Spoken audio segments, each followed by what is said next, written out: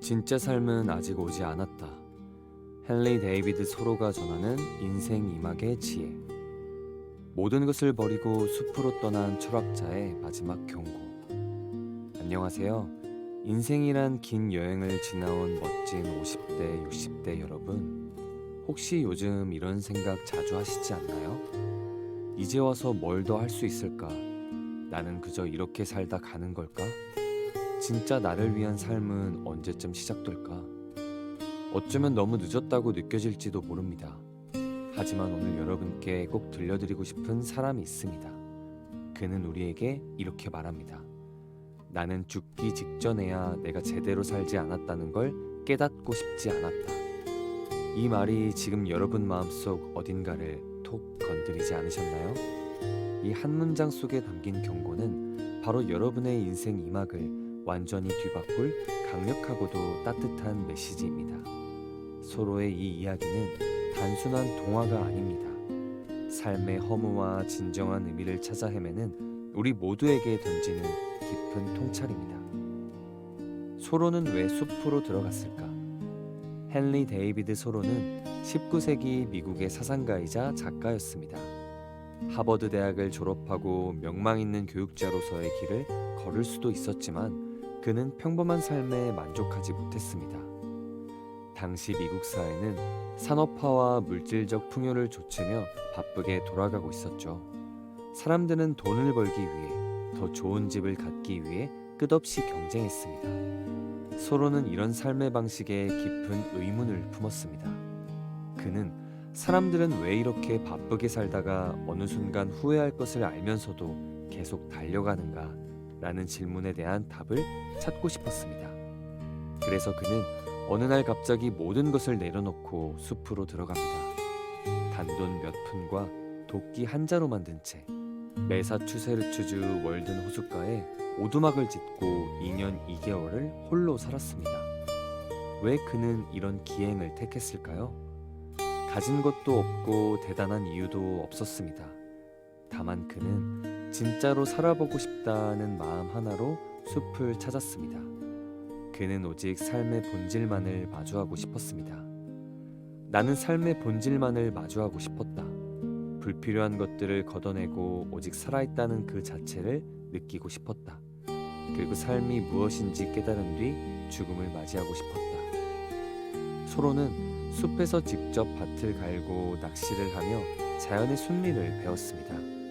그는 해가 뜨고 지는 것을 바라보고 계절이 바뀌는 것을 온몸으로 느꼈습니다. 숲에서의 삶은 고독했지만 결코 외롭지 않았습니다. 그는 오히려 자연과의 교감 속에서 진정한 자아를 발견했습니다. 우리의 50대, 60대는 마치 소로가 말한 그 숲 앞에 서 있는 시기입니다. 지금까지 가족을 위해, 사회를 위해 희생하며 살아왔다면 이제는 남들을 위해 살아온 시간이 아니라 나를 위한 시간이 시작될 수 있는 순간이죠. 이 시기를 어떻게 보내느냐에 따라 남은 인생의 깊이와 의미가 완전히 달라집니다. 소로는 숲에서 최소한의 것만으로 살면서도 가장 풍요로운 삶을 살았습니다. 이는 우리에게 진정한 삶은 소유의 크기가 아니라 존재의 깊이에 있다는 것을 말해줍니다. 너무 많은 것들로부터 자유로워지기. 소로는 말합니다. 사람들은 집을 짓고 나면 그 집을 유지하기 위해 자신을 팔아버린다. 그의 말은 지금 우리의 현실과 놀라울 만큼 닮아 있습니다. 집, 명예, 가족, 기대, 책임. 우리는 수많은 것들을 안고 살아왔고 때로는 그것들 때문에 진짜 나를 잊기도 했습니다. 우리를 짓누르는 이 무거운 짐들을 내려놓아야 할 때가 바로 지금입니다. 더 많이 가지려는 마음보다 덜어내는 용기. 소로는 그렇게 했고 그 덕분에 그는 진짜 삶을 만날 수 있었습니다. 숲에서 그는 최소한의 물건만으로 살면서 사색과 글쓰기, 자연 관찰로 하루하루를 채웠습니다. 그에게 필요한 것은 오직 햇살, 바람, 그리고 살아있는 자신뿐이었습니다. 그는 단순함, 단순함, 단순함을 외치며 진정으로 중요한 것에 집중하는 삶의 태도를 강조했습니다. 지금 여러분의 삶을 짓누르는 짐은 무엇인가요? 그것이 무엇이든 이제는 내려놓아도 괜찮습니다. 톨스토이가 그랬듯 소로도 결국 단순함 속에서 충만함을 발견했습니다. 단순한 삶은 결코 궁핍한 삶이 아닙니다. 오히려 불필요한 것들에 얽매이지 않고 진정으로 소중한 것들에 집중하는 지혜로운 삶입니다. 지금 이 순간 나를 위한 첫걸음.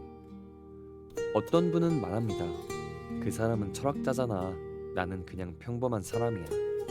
하지만 소로는 우리에게 위대한 철학자의 삶을 따르라고 말하지 않습니다. 그는 오히려 이렇게 말합니다. 한 인간이 진실하게 살아가는 것만으로도 세상은 변화한다. 당신도 그럴 수 있습니다. 소로처럼 숲으로 들어갈 필요는 없습니다. 비싼 강연도 대단한 계획도 필요 없습니다. 그저 매일 아침 눈을 뜨고 이렇게 물어보세요. 나는 오늘 나다운 하루를 살고 있는가? 이 질문 하나가 우리의 삶을 바꿀 수 있습니다. 걷기, 글쓰기, 그림 그리기, 오래된 친구에게 전화하기, 작은 화분 가꾸기. 이런 사소한 행동 하나하나가 진짜 삶으로 향하는 문을 열어줍니다. 이 작은 첫걸음이 바로 나를 위한 삶의 시작입니다. 소로는 매일의 일기를 통해 자신의 내면을 깊이 들여다보았고 그 기록이 바로 불후의 명작 월든이 되었습니다. 우리도 매일의 작은 순간들을 기록하며 우리만의 월든을 만들어갈 수 있습니다. 지금부터가 진짜 내 삶. 지금 이 글을 읽고 있는 당신은 결코 늦지 않았습니다. 서로는 우리에게 이렇게 외칩니다. 지금 아니면 언제, 내가 아니면 누가, 여기서 아니면 어디에서 진짜 삶을 살겠는가. 노년은 끝이 아닙니다. 가장 여유롭고 가장 지혜롭게 그리고 가장 나답게 살아갈 수 있는 황금 같은 시간입니다.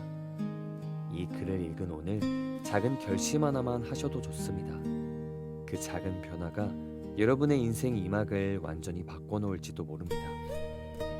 자, 이제 진짜 마지막입니다.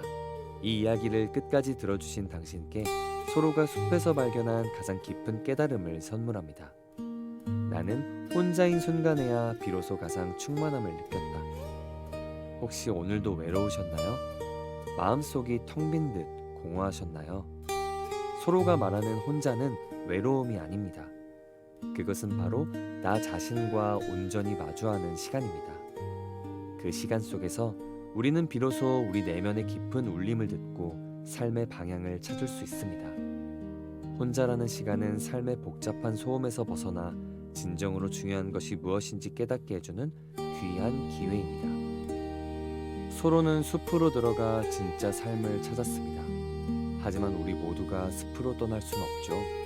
중요한 것은 소로의 정신을 우리의 일상에 적용하는 것입니다.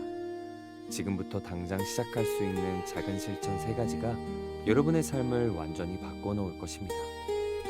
1. 나만의 침묵 시간 만들기. 하루 15분 나와 대화하기. 소로가 숲의 고요함 속에서 자신을 만났듯 우리도 매일 의식적으로 침묵의 시간을 가져야 합니다. 복잡한 소음에서 벗어나 내 마음의 소리에 귀 기울이는 시간입니다. 매일 아침 혹은 잠들기 전 15분 스마트폰을 멀리 두고 조용한 곳에 앉으세요. 명상을 하거나 그저 창밖을 바라보며 호흡에 집중하세요. 나는 오늘 무엇을 원했는가? 내 마음은 지금 어떤 소리를 내고 있는가? 같은 질문을 스스로에게 던져보는 것만으로도 충분합니다. 2. 불필요한 것들 내려놓기. 일주일 한 가지씩 비우기. 소로가 물질적 소유로부터 자유로워졌듯 우리도 삶의 짐을 덜어내야 합니다. 일주일에 한 가지씩 불필요한 것을 비워내는 습관을 들여보세요.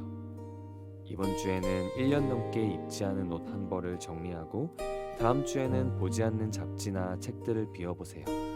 물건뿐만 아니라 나를 힘들게 하는 생각이나 억지로 유지하던 관계에서도 정리를 시도해 볼 수 있습니다. 작은 비움이 큰 자유를 가져다 줍니다. 3. 노동의 기쁨 다시 찾기. 손과 몸을 쓰는 경험하기.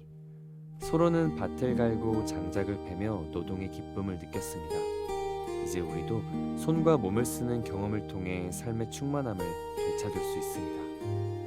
텃밭이 없다면 작은 화분을 키워보세요.